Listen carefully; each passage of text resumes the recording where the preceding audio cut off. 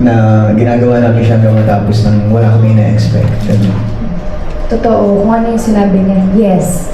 Kasi actually, pinag-usapan namin right after kami matapos ma-film yung buong movie. And ayun, totoo nga na pag first film mo, kakabahan ka talaga. And kami nung time na pinag-usapan namin, sobrang napapressure kami kasi ang dami expectations. And nung time na yun, nung nag-usap, puro usap? Ano ba yan? Pero nung time na yun, nag-usap kami. Hindi kami masyado nag-expect na yung gross niya talaga is umabot sa ganyang kalaking halaga. So very thankful kami and actually nagulat din kami pagkakita namin sa Instagram. Grabe talaga. Kasi I think nung ghosting, ako rin yung nag-host. Yeah. And grabe yung maturity, yung change ng characters nyo. From ghosting to, of course, dito, syempre sa ghosting, medyo papilot. Ito naman, mas mature na role na for you guys. Kamusta yung pag-shift nyo sa roles ninyo? Yes! Pag tumingin ako sa'yo, ibig sabihin, ikaw ang nagsasagot. Sa akin, siguro mas malalim ka versus kay Trev sa kay Mac. Mas malalim si RR and mas kahit isang straight yung backbone niya as a best friend lang. Pero yung lalim niya, mas complicated siya kumpara din sa dalawang character na play ko sa ghosting. So, challenging. Yung role ko naman bilang si Janine. Actually, same nga yung pangalan ko eh. Sa almost since sa ghosting, same na Janine, nagulat na lang ako. Pero si Bulots na lang. Si Bulots kasi meron siyang hugot. Meron siyang lalim na hindi mo makikita kay Janine sa ghosting. So, mas na-challenge ako sa character ni Bulots kaysa kay Janine talaga. Kasi si Janine kasi sa ghosting, happy-happy lang siya eh. Parang, nalaglag. Yung character kasi ni Janine sa ghosting, happy-happy lang siya. Ang pinaproblema niya lagi love life. And si Bulots kasi, malaki yung pressure sa kanya pagdating sa pag-aaral. Kasi yung mama niya is attorney. And gusto ng mama niya, same sila maging attorney. Right? So may lalim din talaga si Bulots. Grabe yung pressure din yun, no, as a child. Pero ito, JM and Fiam, I also want to know, syempre, of course, like what you mentioned, hugot. And alam mo, maraming, like, not only, syempre, supporters nyo, but even casual viewers na na-impress dun sa performances nyo, kahit na, like, medyo new pa rin kayo sa industry. Sobrang effective and natural ng acting nyo. Ano ba, like, coming from talent ba yun? Or is it coming from workshops? Ang galing nyo kasi. Sige ako na. Good. Ako, every time na meron akong breakdown moment sa eksena, siguro marami na kasi din, kahit at a very young age, madami na din akong napagdaanan sa buhay. And siguro yun din yung nahuhugot ko every time na kailangan ko ng breakdown moments. Hindi kasi ako sanay talaga makatanggap ng compliment sa mga tao na every time kasi na kina-compliment ako, nahihiya talaga ako. Mas okay pa sa akin na though very thankful ako na sa mga compliment, pero hindi talaga ako sanay. So, nahihiya ako. Ikaw? No, ulit Yung ano nga, yun. Performance? Yes. Same lang din. And siguro workshop. And syempre hindi namin may deliver yung hindi namin magbigyan ng buhay yung character namin kundi din dahil kay Direk Dan. Di ba? Di ba? Ayun, parang share ko na lang din nung after namin shoot yung teaser kahit wala siyang storyline. After na quick na session kami ng workshop kay Direk Dan. Parang get to know each other na lang din. And hindi siya typical na workshop. And so, pinakang naalala ko na binigay lang niya sa akin ng tip. Nung time na yon, which is yun yung pinangawakan ko kung bakit ganun ko dineliver si P. Ang sinabi lang niya sa akin nun, parang GM at ang ginagalingan mo, huwag mong galingan. I mean, simpleng sentence lang, pero nakikita ko din kung pinag-alanan yun. Na-realize ko nun yung difference ng film acting sa TV acting. Doon ko na-realize ko ano yung mini direct na ipakita ko sa PIP. So, I guess happy naman siya sa ginawa ko. Interesting na bringing up mo yung workshop, yung getting to know workshop. This is for Almost Us, tama? Yes. Grabe, may getting to know workshop pa kayo. Meron pa kayong natutunan nun about each other na, ay shucks, ganun pala si JM, ganun pala si Piang. From that specific workshop, meron ba? Hindi siya yung typical na workshop talaga na makikita mo tulad sa Meisner, meron talaga kayong i-build up. Doon kasi sa workshop na tinuro sa amin ni Direk Dan, iba siya eh. Parang yung purpose niya nun, parang sinala niya kami sa, okay, GM, ito yung film ha. Kasi that time, ang project na natapos namin is yung Ghosty. So it's supposed to be PV. So iba yung atake namin, ganun. So parang gusto niya ma-warm up kami na film yung gagawin niya, okay, ito, ganito, ganun. So, ganun.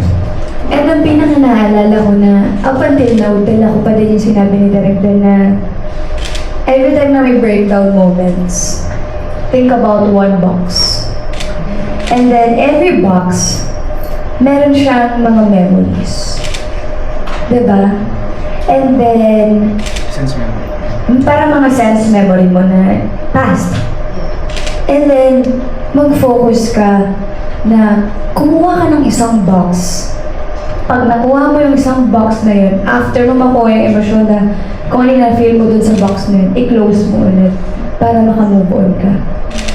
Yes, yun yung one thing na naalala ko na tinuro sa amin ng Direk Dan. And sobrang effective nun kasi madadala ko yun habang buhay sa akin. Would you say na merong parts sa inyo na na-heal dahil sa movie na to? Dahil sa method na yun din. Diba? Like moving on. Yes. Meron? Oo naman, especially yung mga yes na lang. Baka ma-overshare ko, yes. Oh God. Yes. Pero grabe halata naman na, well, number one, box office hit in its first week. Not only that, grabe yung gross niya. And halata naman na very effective nga yung naging methods nyo, workshops nyo, and everyone loves the movie. Like, wala akong narinig na bad review about Almost Us. Kaya congratulations, guys. We're so excited for more projects with JM Fiang. In just, malay natin, di ba? Kailan ba yung next project? Wala pa. What? Secret! Okay, abangan natin yan. But of course, syempre, kagaya na sinabi ko kanina, JM and Fiang, meron tayong friends from the media dito who have their questions for you. They were able to submit their questions. Kaya naman, let's start things off with Push. Okay, we have here, our first question is for JM. Cinemalaya Dan Villegas indie films alongside the Love Team projects. It feels like you're building two careers at once. Which one are you betting on when no one is watching? Critical question, Bob. Well, lang pa naman inamin ko na after ko lumabas ng PBB and ayun na ba nasa proseso ako ng FDCP ng crash course nila for Meisner. Siguro ay siguro pinangarap or ginusto ko na maging as an actor is maging character actor talaga. Kasi parang doon ko nakita yung complexity as an actor. And isa rin si Direk Joey Reyes na nag-explain sa akin kung ano yung pinakaiba ng as a character actor and as a leading man. So, syempre yung choice na sa akin na doon ko parang parang sarap maging character actor, no? Hanggang dumating si Maxine, si Child number 82 na character ako doon, syempre. Ilang taon na ako din yung character ko doon, bata pa. So, kaya consider ko siya na character role yung ginawa ko doon and nakakagulat nung ang daming napansin nila or feedback nila na nakikita nila ko as leading man. So yun yung hindi ko na-expect noon na parang character yung ginawa ko dito pero leading man yung matay nila i-point out sa akin. So I guess siguro parang kahit huwag na lang ako pumili, parang hindi naman siguro masama kung pwede kong subukan parehas. Kung kaya ko naman, di ba? Kung may tatawid ko naman. So, ay parang hindi ko parang hindi option na hindi ko kailangan pumili. Ganda ng sagot actually. Di ba sabi niya? Actually, Yes, go. siya na yung sasagot for me. Yes! You're iconic ko, di ba? Perfect. But alam mo, JM, I like what you mentioned na parang goal mo talaga maging character role. Tama. So, if you were to choose siguro kung a genre na gusto mo i-explore, na never mo pa na-try, anong genre yun? Action ba? Horror? Ay, horror na-try mo na eh. Action na-try mo na rin eh. Mini action siya is Oo. siguro kung hindi ko alam kung anong genre pero kung pagbabasahin ko lang yung feedbacks nila sa akin base na sa observation ko parang gusto ko magkaroon ng pelikula o gumawa ng pelikula na sinasabi kasi nila na parang ayun, maamay mukha ko na parang wala daw akong gagawin masama. So parang gusto kong gumawa ng Psycho. gusto kong gumawa ng pelikula na parang kukunin ko yung loob ng audience sa una. And then at the end of the film, lahat sila galit sa akin. Parang gano'n. Parang masarap. Oh, may pa-betrayal effect. Yes!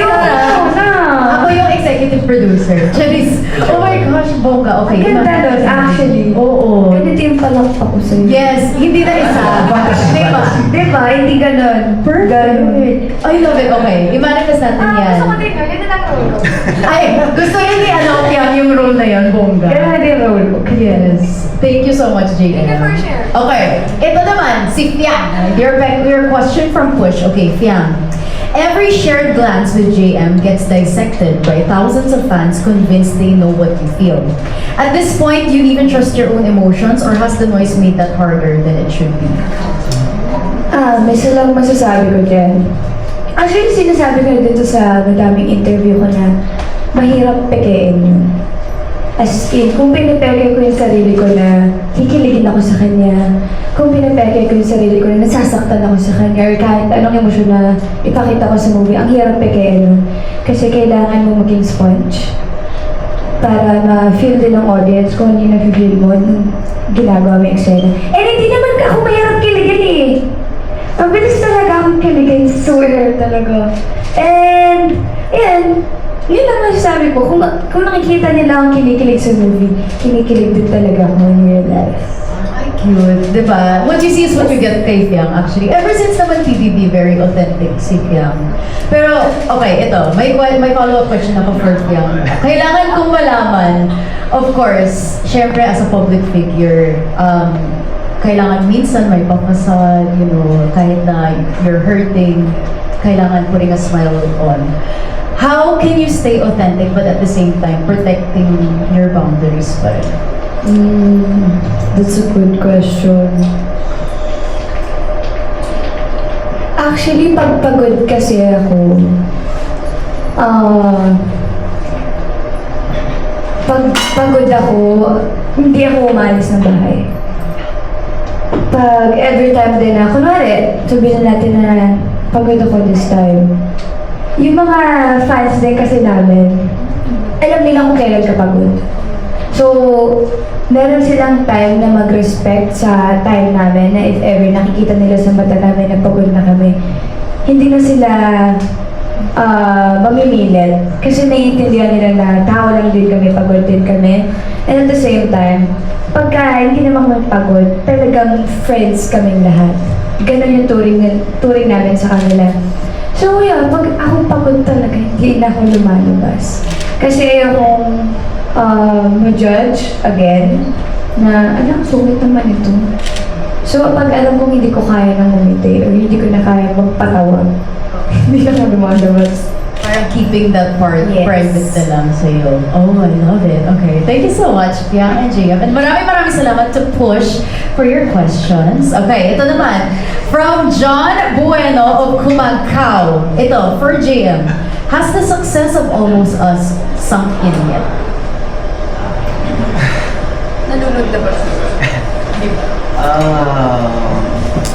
Honestly, yung pressure nandito pa rin. Even though kahit ang daming nagka-translate na successful na yung film, nasa third week na, kami dalawa, hindi pa rin namin siya feel na parang nape-pressure pa rin kami. Sana marami pang hindi fan na makapanood, sana marami pang hindi fan yung maka-appreciate ng pelikula.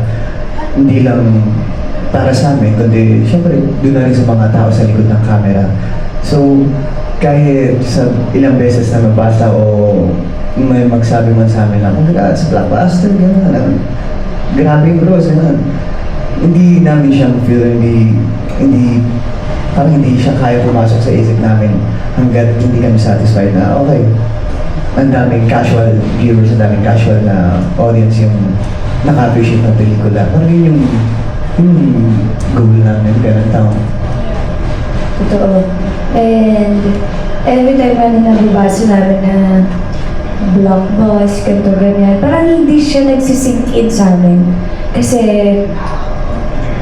and at the same time, yung katulad na sinabi na gusto namin mga casual viewers pala makapanood na ma-appreciate yung movie namin. Parang inulit ko lang. Oo. Yes.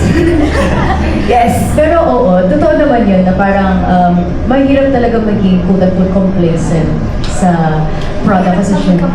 Yes, kampante, di ba? Kasi kailangan parang gusto nila everyday may improvements, which kitang-kita naman kay JM Fiang. Yes. Okay. Ito naman for Fiang from John Bueno as well. Recent articles have been published about JM publicly admitting that he is courting you. And hearing that, do you feel kilig about this? Oh. May article? Sino gawan? Hindi. Totoo, may article? Sorry guys, hindi na ako nakakapag-phone talaga swear. Search ko yan mamaya, tapos update ko kayo pag kinalig ko. Kasi hindi ko pa talaga swear, hindi ko pa alam. May article pala kasi hindi na talaga kami masyado nakakapag-phone. And every time na meron kami pahinga, hindi na talaga kami nahawak ng phone. Lagi kami naka-airplane mode, every time na meron kaming sariling habits na pahinga. So, may article pala about courting. Thanks. Thanks. Pero ito, kaya alam naman natin kapag may manliligaw, nakakakilig talaga. Yes! Ano yung siguro most recent na kilig moment mo? Like, with Okay. JM? Lumabas naman to, so pwede ko siyang i-share. Kung ano yung ginawa mo for my salubong birthday.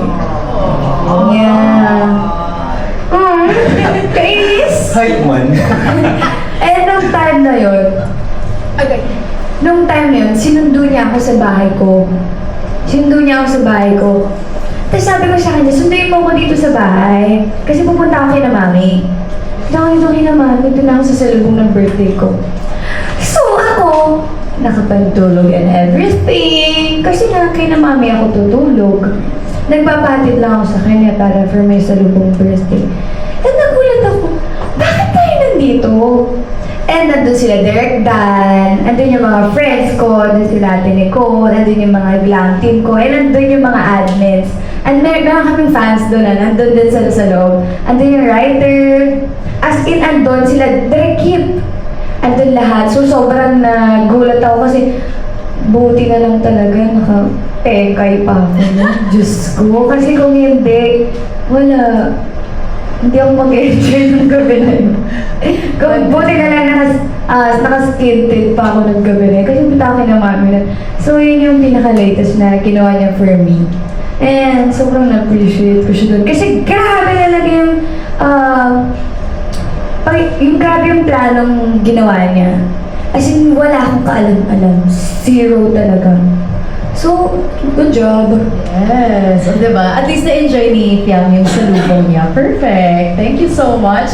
John Bueno of Kumagkao. Okay, ito naman we have from Metro.Style. This is for both JM and Fiam. Okay.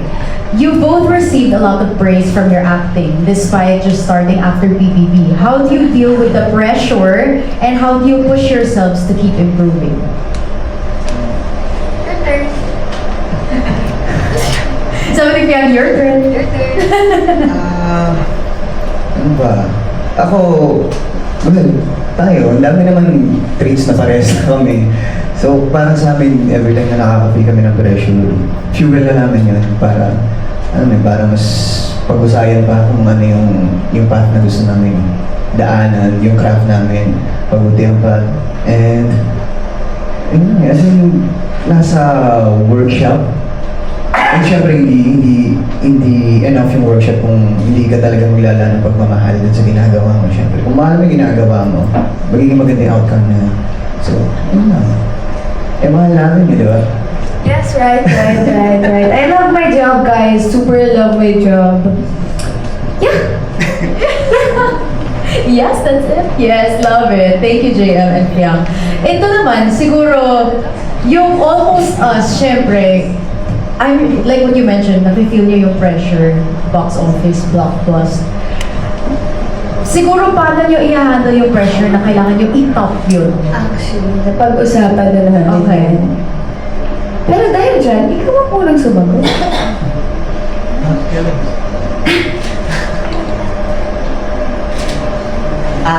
Okay. O ang... Ikaw naman ko. Hindi, parang mas na-feel ko namin yung pressure na nung ang dami nang nakikita na black pass, tapos yung gross na yung lumalabas. So, napapag-usapan namin na parang, shocks, kailangan yung next project natin mas higit pa. Kasi, well, isa yun sa mga natutunan ko sa Himalaya. Kay Kuya Bong din, Kuya Bong Navarro, na parang sabi niya, sa first project mo, sa first film mo, dapat laging mas better yung susunod. So, ayun, parang doon kami na pressure naman sa love team na siguro kailangan mas solid yung kwento na gagawin natin sa next project and sana mas lumawak pa yung reach ng film na gagawin namin. So, nasa part na yun, doon kami na-pressure. So, parang futuristic na kami. Ikaw, Fiang. Sabi niya na lahat ng pinag-usapan namin, wala na Sa akin mo kasi pinasa.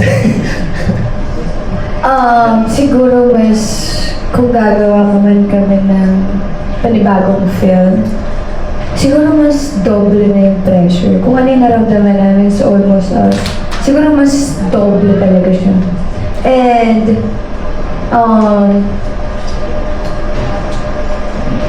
nakatulog siya. And, nasabi niya na kasi talaga lahat eh. Na yung pinag-usapan namin. Actually, kanina din lang namin ito napag-usapan kasi nabanggit nga ni Ate Nicole na blockbus, ganito, ganyan. And kami, napag-usapan namin kanina na hala, what if? Yung mga what ifs na kami. Kasi syempre, kailangan namin maging futuristic, kailangan nagapin yung reality, ganito, ganyan. So, ang dami namin what ifs. And siguro nagpapalakas ng loob namin. Siguro yung mga fans namin talaga. Kasi hindi na blockbuster to kung hindi dahil sa kanila. Parang sila talaga yung reason. Yes. Sa success ninyo. Siyempre gusto ko rin malaman, kagaya na sinabi nyo kanina, it's all about the story and the characters also. Meron pa kayong gustong, siguro, specific role as a love team or specific movie na gusto nyong i-try together for your next project?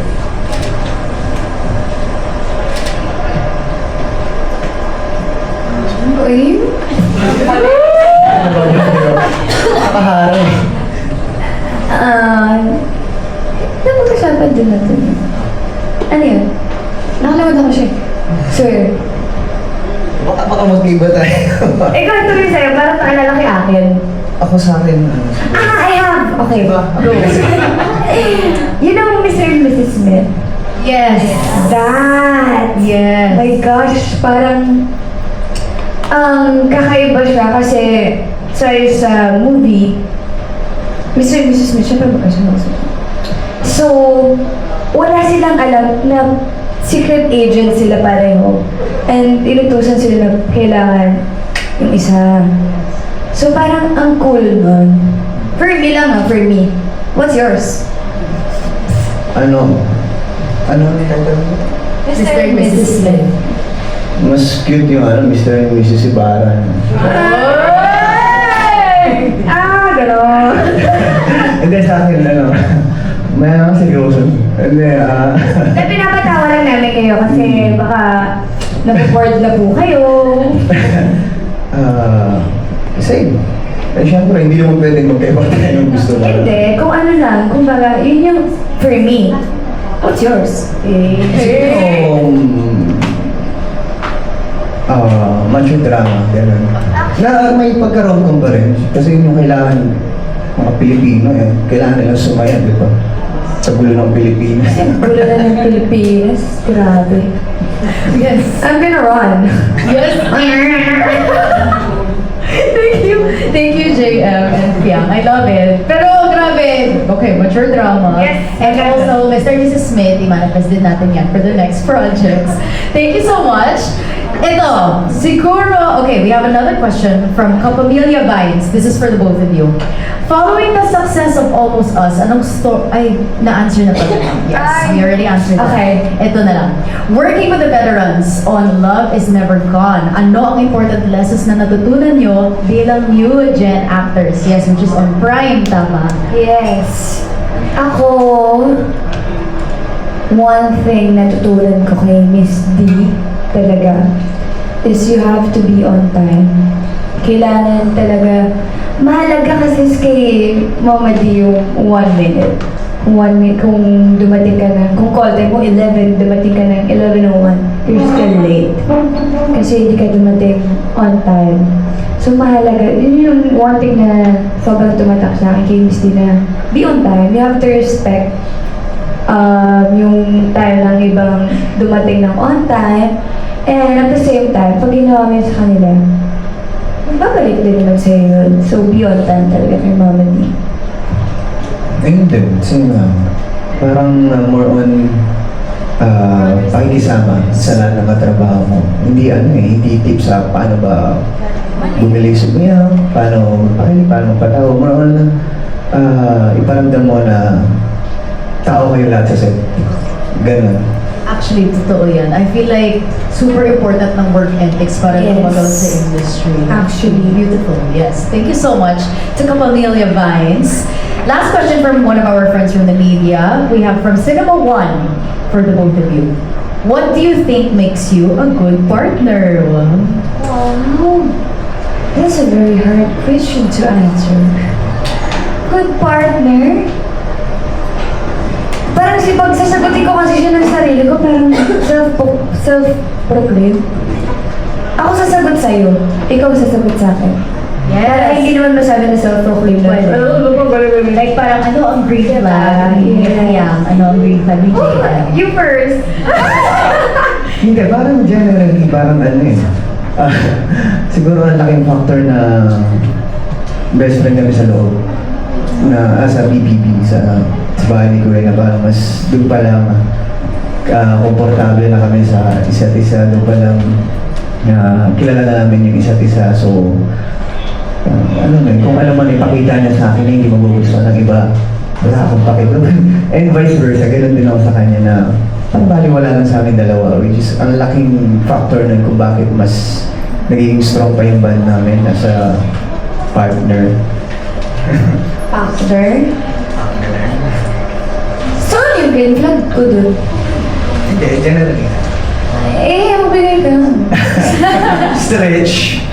Siguro green flag. Yung verde Alam mo. Hindi.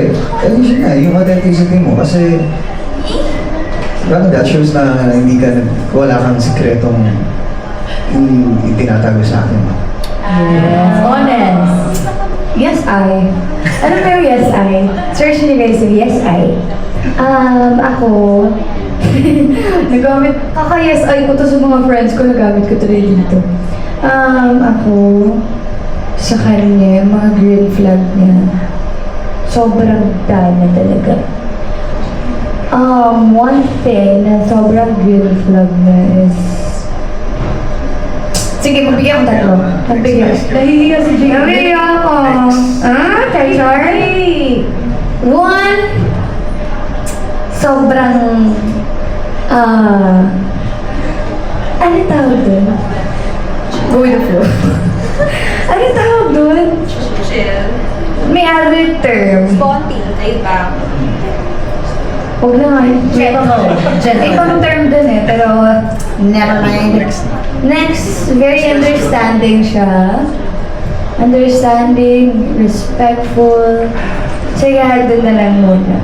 Yes, I love Nahihiya siya. Oh, shy time. Oh, sabi niya, next question please. I Shy love time? it. Shy time, diba? Thank you so much, Cinema One. Grabe, halata naman na ano eh, meant to be. Yes, good partners sila for each other. Yes, palapakan po natin JM Fiang. But, of course, we have another question from one of our friends. Franz Sahorda, take it away. Hi, good afternoon to you guys. Congratulations almost us. Thank you po. Sa hosting din. And, okay, question. Okay, now let's proceed. Nabanggit na kanina. Let's talk about Love is Never Gone. So, sa mga hindi pa nakakanood, how would you describe your characters here? Tapos, how do you see yourself? Gaano kayo na-challenge in portraying your characters here? Napanood ko na yung episodes 1 to 4 and parang iba rin to. Ibang GM yung din papanood na. And for sure, nag-stretch pa to. So, how would you describe your characters? So, paano kayo na-challenge dito?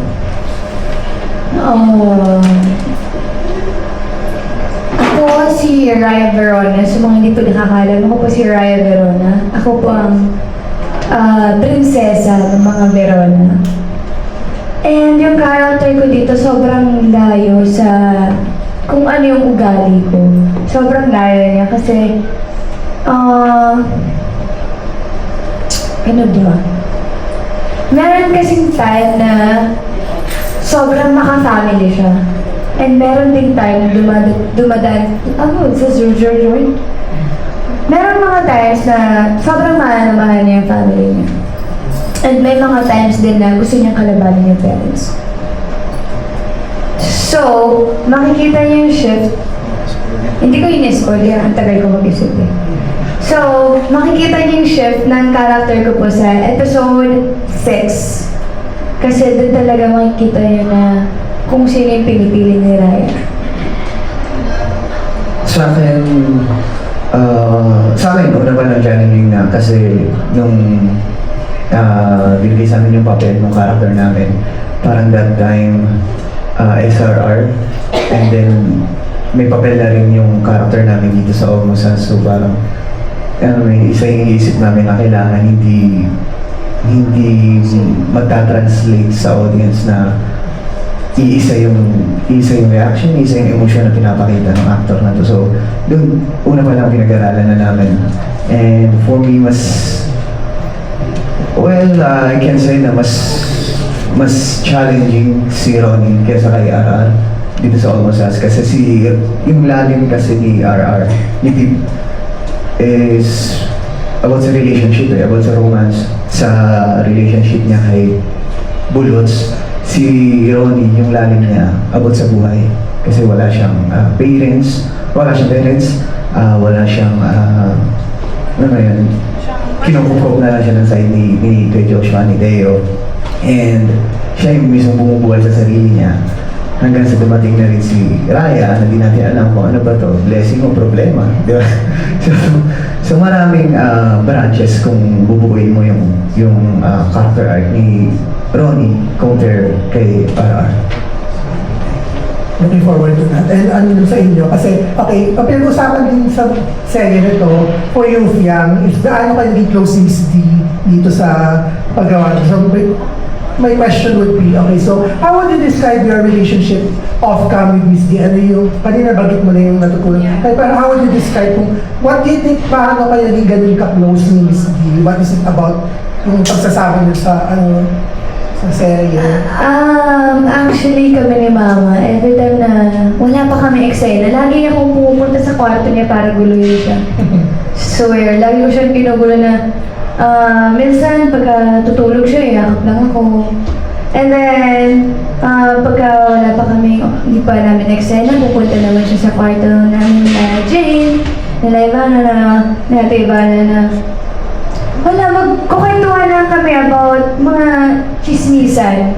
Mga tipikal na chismisan lang na ginagawa namin, Mama. And sobrang, I can say na super close kami ni Mami. As in, kaya ko na mag-open sa kanya. Ganun point ng closeness namin. And nakakatuwa kasi at first, natatakot talaga ako kay Mami. Kay Mama D, natatakot ako na, napagulutog na ako, ganito, ganyan. Pero, parang first day pa lang ng taping namin, close na kami. I don't know how, pero bigla kami nag-click. Mainay kasi si Mama din.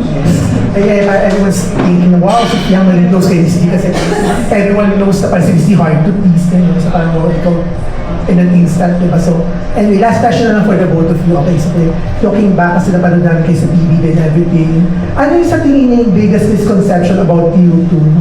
Hindi as a team, kung na individually, na feeling nyo nabasag na ngayon and everyone was like, wow. Hindi, yung parang kumbaga, yung tingin na sa inyo before na wala na kayo na nabasag na. Ay, may sagot ako dyan. Pagiging singer ko. Yes! Wala na yung singer na kasi ako ngayon. Ikaw wala. Eh, pagiging natural mo. Minsan kasi, go. Hindi ko na sagot. Hindi kasi ako, hindi ako aware kung anong tingin sa akin nung nasa loob ako sa tingin sa akin sa labas. Though alam ko kung ano yung maraming negative. Kumbaga sa akin,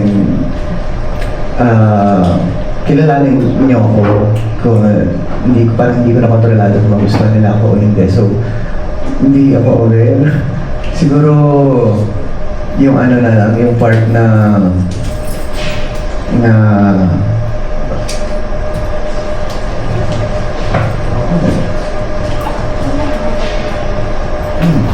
yun na lang, wala.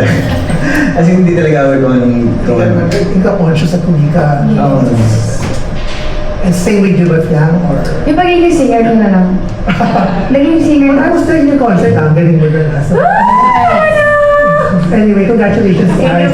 Well-deserved ang mga blessings and more to come, please. Thank you so much, Sir Franz. Ngayon naman, we would like to call on June Lalim. Hello! Yan. O, kanina binanggit si Miss D kasi, so kaya sesegue na ako, no? Ang tawag sa inyo, Miss D, Piang, is may little shrimpy. O, ihigo daw sa ano? Shrimp. At pinagluto ka niya, Yes. kahit may allergy siya, pinatikim na lang niya kay Danica. Kung Yes. masarap. Yeah. So, na-touch ka doon. Sobra ka doon. Super, kasi time na yun na inaya ko ni Mami mag-vlog. Kaya mas vlog, sabi ko, go, Mami! And then, what do you want? Do you want to do mukbang? Sabi ko, yeah, sure. Sabi, nagtanong siya sa akin, what do you want? What do you want to eat? Sabi ko, Mom, my favorite food is buttered shrimp eh. Pero I know you're allergic, so huwag na lang. Pero sabi ko, Mom, gusto kahit hindi... And then ako din nag-request na gusto ko talaga ng buttered shrimp. Pero nung time na yun, hindi ko naman siya inayang kumain kasi I know she's allergic to shrimp. Pero very na-touch ako na... So nice, no? Nagulat ako na niluto talaga ng nanay ko. Yeah. Ang bongga, no, Piang? Kasi, linawin natin. Kasi may iba na, kasi tinanong si Miss D, tapos alam naman si Miss D, di ba, kilala mo siya, parang nakaganon siya. Akala, nagtataray siya, nakakaloka doon sa isang video, binigyang kulay ng ibang mga intrigera, di ba? But she will never do that to you, kasi No. nagmamalaki ka niya sa amin eh. Yes, no, Grabe. never. At saka, yung mga... Hindi kasi nila kilala si Mami D. Hindi nila kilala si Miss D bilang nanay. And hindi nila kilala si Miss D pagka walang camera. Nakakapag-judge lang naman sila pagka may camera.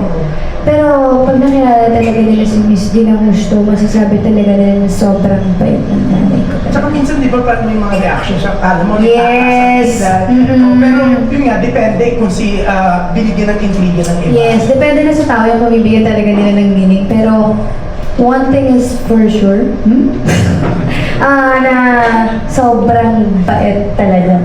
Hindi yun talaga yan. At kung love na love ka ni Dina, eto, si JM naman, nagulat si Miss D.